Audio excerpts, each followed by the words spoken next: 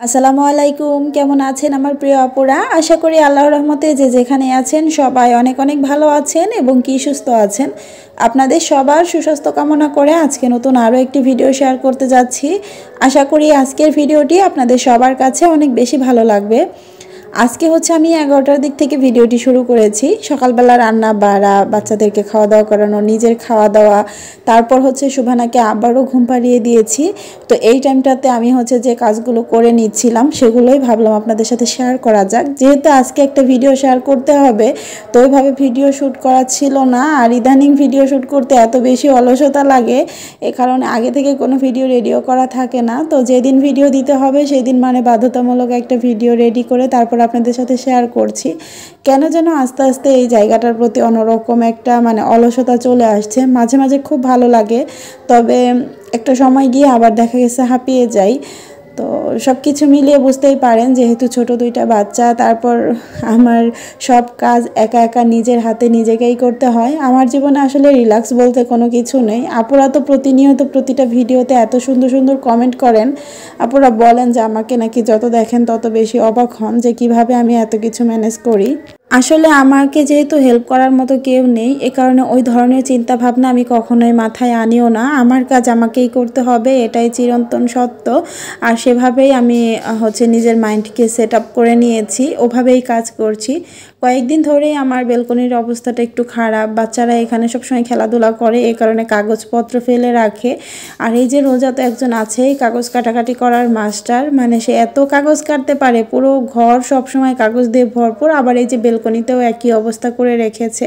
সেই সাথে গাছেরও কিছু মরা পাতা পড়েছে। আর বাহির থেকে ধুলা তো আসবেই, ধুলার তো আসলে মানে কিছু বলে লাভ নেই। ধুলা তো এখন শীতের দিন অনেক পরিমাণে আসে। তো সব কিছু মিলিয়ে বেলকনির অবস্থা খারাপ। আর 2-3 দিন ধরে গাছেও পানি দেওয়া হয় না। এই যে দেখেন আমার এত সুন্দর তুলসী গাছটা একদম নেতিয়ে গিয়েছে, আমি খেয়ালই করিনি। কালকেও দেখেছিলাম খুব সুন্দর আছে, তো আজকেই যে এরকম শুকিয়ে যাবে মানে বুঝতে পারিনি। তো এই কারণে বেলকনিটা খুব সুন্দর করে দ্রুত ক্লিন করে তারপর আমি সবগুলো গাছে পানি দিয়ে দিব। গাছে যদি পানি না দেওয়া হয় তাহলে কিন্তু গাছগুলো একদম নেতিয়ে যায় আর দেখতেও অসুন্দর লাগে। তো আমি হচ্ছে সবগুলো গাছে পানি দিলে আবার দেখা গেছে কিছুক্ষণের মধ্যে গাছগুলো সতেজ হয়ে আসবে। শীতের সময় কিছু গাছ আমার বেলকনিতে আনার আমার খুব ইচ্ছা, শীতের কিছু ফুল গাছের। তবে আমার বাসার কাছাকাছি ওরকম কোনো ভালো নার্সারি নেই। রোজার মাদ্রাসার কাছাকাছি একটা নার্সারি আছে, তবে খুব যে সুন্দর ফুলের গাছ ওইভাবে পাওয়া যায় তা না। মানে এই কারণে আর আনা হচ্ছে না, যেহেতু ভালো পাওয়া যায় না। তারপর একদিন গিয়ে দেখব।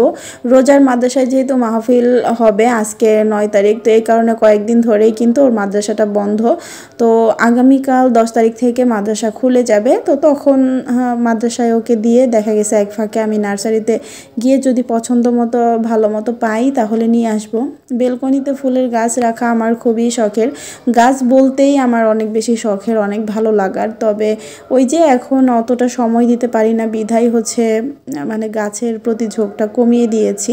তো বেলকনিটা গোছানোর পর আমার বাচ্চাদের এই যে খেলনা রাখার ঝুড়ি, সেই সাথে 2টা মোড়াও রেখে দিলাম। শীতের সকালে ভালো একটা রোদ আমার বারান্দাতে আসে, তো সেই সময় বারান্দাতে বসা হয়, বাচ্চারা খেলাধুলা করে। ওদেরকে বিশেষ করে শুভানাকে এখানে বসেই আমি খাবারটা খাইয়ে দেই। সব কিছু মিলেই কিন্তু বেলকনিতে আমাদের অনেকটা সময়ই কাটানো হয়। আর বারান্দাটা যেহেতু মোটামুটি ভালোই বড় একটা স্পেস, আমার বারান্দাটা বলতে গেলে মোটামুটি একটু চওড়াও আছে আবার লম্বাও আছে, এ কারণে কিন্তু কাজ করে সুবিধা পাওয়া যায়। ওই যে ওইদিকে শুভানার ভেজা টিস্যুর যে কৌটাগুলো সেগুলো আমি রেখে দিয়েছি গাছ লাগাবো বলে। আর এই বাসাতে তো আমার এক্সট্রা কোনো মাটি নেই, এ কারণে গাছ লাগাতেও পারছি না। কিছু গাছ আমার কাটিং করে লাগাতে হবে, তো সেগুলো আর লাগানো হচ্ছে না মাটির অভাবে। আপনাদের ভাইকে বলেছি মাটি নিয়ে আসার জন্য, বলেছে নিয়ে আসবে, তবে তার ব্যস্ততা কবে কমবে কবে নিয়ে আসবে তার তো কোনো ঠিক ঠিকানা নেই। তো এখন খুব আফসোস হয়, আগের বাসাতে যে কত মাটি ছিল সেগুলো কেন নিয়ে আসলাম না। আপনাদের ভাইয়ের কথা শুনেই মূলত নিয়ে আসিনি। আমরা মেয়েরা কিন্তু যত মানে কষ্টই হোক না কেন নিজেদের প্রিয় জিনিস সঙ্গে করে নিয়ে আসতেই বেশি পছন্দ করি। তবে ওই যে বেশি ঝামেলা হবে বিধায় উনি মূলত আনতে দেয়নি। বারবার বলছিল একটা বেলকনি তুমি দেখা গেছে বাচ্চাদের কাপড় শুকাবা, সেখানে তো গাছ রাখতে পারবা না, তো মাটি আনার দরকার নেই, এইসব বলেই মূলত আর মাটিগুলো আনা হয়নি। তো আমি কিন্তু আজকে সকাল সকালই সব কাজের সারার পাশাপাশি কাপড় চোপড়ও ধুয়ে দিয়েছিলাম। তো এখন হচ্ছে আমি কাপড় চোপড়গুলো সুন্দর সুন্দর করে বারান্দাতে মেলে দিচ্ছি। বারান্দা ভর্তি যদি ছোট বাচ্চাদের ছোট ছোট কাপড় একদম ছড়ানো থাকে তাহলে কিন্তু আমার দেখতে বেশ ভালো লাগে। আমার মনে হয় এটা অন্যরকম একটা সৌন্দর্য। এই একটা বেলকনি কিন্তু প্রমাণ করে দেয় যে এই বাসায় ছোট্ট একটা বাবু আছে। আর ছোট বাবু একটা বাসায় থাকা মানে সেই বাসাটা সবসময় আনন্দ উল্লাসে ভরপুর থাকা। আপনার যত মন খারাপই থাকুক না কেন, আপনি সবসময় খুশিতে থাকবেন একটা বাচ্চার জন্য। যাদের বাসায় ছোট বাচ্চা আছে তারাই জানে, তাদের দুষ্টামি, তাদের হাসি, তাদের কথা, কান্না সব কিছুর মধ্যেই কিন্তু মেতে থাকা হয়। সবাই আমার মেয়েদের এত বেশি পছন্দ করেন, এত ভালোবাসা দেন, এত দোয়া করেন, সবার কাছে আমি অনেক অনেক কৃতজ্ঞ। আর আপনাদেরকে বলবো প্রিয় আপুরা সবসময় ওদের জন্য এভাবেই দোয়া করবেন। তা আমি বেলকনি ক্লিনিংয়ের আগে যে কাপড়গুলো উঠিয়েছিলাম সেগুলোই এখন ভাঁজ করে নিচ্ছি। কাপড় চোপড় ঘর অগুছালো দেখানোর মূল একটা জিনিস। আর আমার মনে হয় কাপড় চোপড় ভাঁজ করতে পছন্দ করে এরকম কোনো গৃহিণী নেই। সবার কাছেই কাপড় চোপড় ভাঁজ করাটা বিরক্তের একটা কাজ। তারপরও আমরা আসলে নিয়মিতই এটা করে থাকি, করতে হবে, আমরা বাধ্য। কারণ সংসার এমন একটা জায়গা, এমন একটা জিনিস, এখানে আসলে কোনো কাজ পরে করার কোনো সুযোগ নেই। আপনি যদি কাজ পরে করবেন বলে ফেলে রাখেন তাহলে আপনার সংসার কখনোই গুছালো পরিপাটি থাকবে না। গত ভিডিওতে একজন আপু আমাকে কমেন্ট করেছেন, এত ছোট ছোট দুইটা বাচ্চা তারপরও এত সুন্দর পরিপাটি আপনার বাসাটা, দেখে মনটাই ভরে গেল, অনেক শান্তি লাগছে আপনার বাসাটা দেখে। আসলে আপু ওই যে যদি অলসতা করি তাহলে বাসায় আর ঢোকার মতো অবস্থা থাকে না। এ কারণে সবসময় কাজের মধ্যে নিজেকে ব্যস্ত রাখার চেষ্টা করি, সাথেরটার সাথে সবসময় গোছানোর চেষ্টা করি। এ কারণেই ক্লিন থাকে।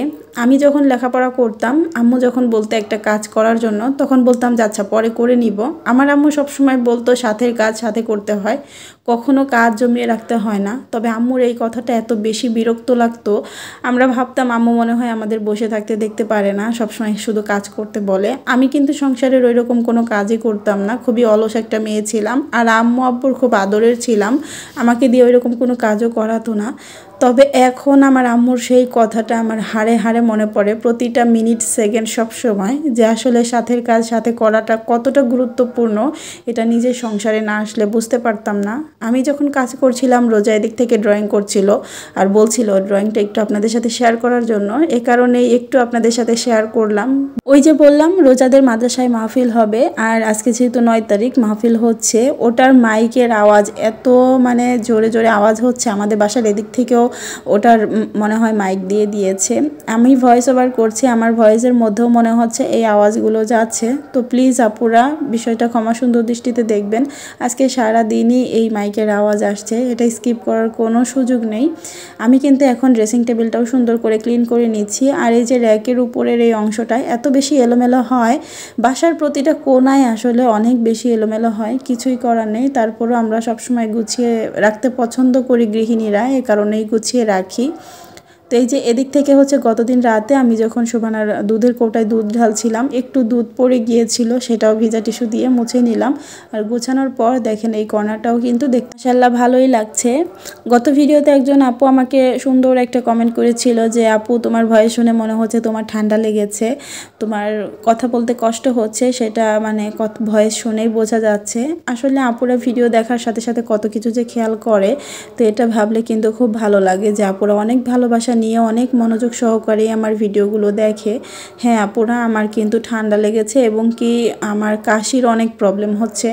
মেডিসিন তো নিচ্ছি, তারপরও কাশি মনে হয় যে ভালো হয়েও হচ্ছে না। এ কারণেই কথা বলতে গেলে অনেক কষ্ট হয়, কাশি উঠে যায়, আবার দেখা গেছে কথা আটকে পড়ে, অনেকবার ভয়েস কেটে কেটে তারপর বলতে হয় কথাগুলো। আমি জানি কথাগুলো শুনতেও হয়তো বা একটু অসুন্দর মনে হয়, তারপরেও যেহেতু কিছুই করার নেই, ঠান্ডা এমনভাবে আমার পিছু পড়েছে, ঠান্ডা কোনোভাবেই মনে হয় আমার পিছু ছাড়ছেই না।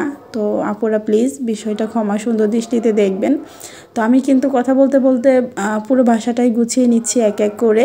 তো অফ ক্যামেরাতে আগেও বেশ কিছু কাজ করে নিয়েছিলাম, আবার এখনও বেশ কিছু কাজ করে নিলাম। রোজা বলছিল সে নাকি ওজন মাপবে, তো ওজন মাপার মেশিনটা বের করার পর দেখছে যে এটার ব্যাটারি লো হয়ে আছে, ব্যাটারি শেষ, নতুন ব্যাটারি লাগাতে হবে। এ কারণে বেচারি ওজনটা মাপতে পারলো না, তো মন খারাপ করছিল। আবার এটা এখন গিয়ে রেখে আসবে। ঘরের কাজ কখনোই শেষ হবার নয়, একটার পর একটা কিন্তু করতেই হয়। তো এখন মোটামুটি কাজ একটু শেষ দিয়েছি, তো ভাবলাম বসে কাঁথাটা একটু সেলাই করি। সুবানা যেহেতু ঘুমে আছে, এই একটা সুযোগ, একটু বসে সেলাই করি। এরপরে হচ্ছে আবার দুপুরে ভাত রান্না করতে হবে, আপনাদের ভাই লাঞ্চ করতে আসবে। তো তার সাথে সাথে সুবানা যেহেতু ঘুমাচ্ছে, বিছানাটা একদম অগোছালো, ও ওঠার পর সেই বিছানাপত্র গুছিয়ে ফেলতে হবে।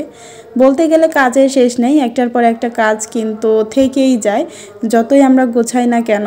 গত ভিডিওতে কিন্তু আমি অ্যানাউন্স করে দিয়েছিলাম যে আমাদের 15ই ডিসেম্বর পর্যন্ত বছরের শেষ উপলক্ষে একটা অফার থাকবে। 2টা তেলের বোতল একসাথে নিলে কিন্তু পুরো বাংলাদেশ ডেলিভারি চার্জ একদম ফ্রি। আপুরা তো অফারটা অনেক বেশি পছন্দ করেছেন, অফার শুনে অনেক আপুরাই অর্ডার করছেন, আলহামদুলিল্লাহ। তো যেসব আপুরা এখন পর্যন্ত আমাদের অর্গানিক হেয়ার অয়েলটি নেননি বা ভাবছেন নেবেন কি নেবেন না, তাদেরকে বলবো আমি নিজের হাতে প্রাকৃতিক 35টি উপাদান দিয়ে এই অর্গানিক হেয়ার অয়েলটি তৈরি করে থাকি। আপনাদের চুলের যত সমস্যা আছে সব সমস্যার সমাধান কিন্তু আমাদের এই একটি হেয়ার অয়েলেই আপনারা পেয়ে যাবেন। আমাদের এই রোজা হেয়ার অয়েল আপনাদের চুল পড়া বন্ধ করবে, নতুন চুল গজাতে সাহায্য করবে, চুল অনেক দ্রুত লম্বা করবে, চুলের খুশকি দূর করবে, ড্যামেজ চুল রিপেয়ার করে চুল অনেক বেশি সফট শাইনি সিল্কি করবে। তো যেসব আপুরা এই ধরনের চুলের সমস্যায় ভুগছেন তারা অবশ্যই একবার হলেও আমাদের অর্গানিক হেয়ার অয়েলটি নিয়ে নেবেন। আশা করছি আপনাদের চুল এত সুন্দর হয়ে যাবে, এত দ্রুত বড় হবে যেটা আপনারা কল্পনাও করতে পারবেন না।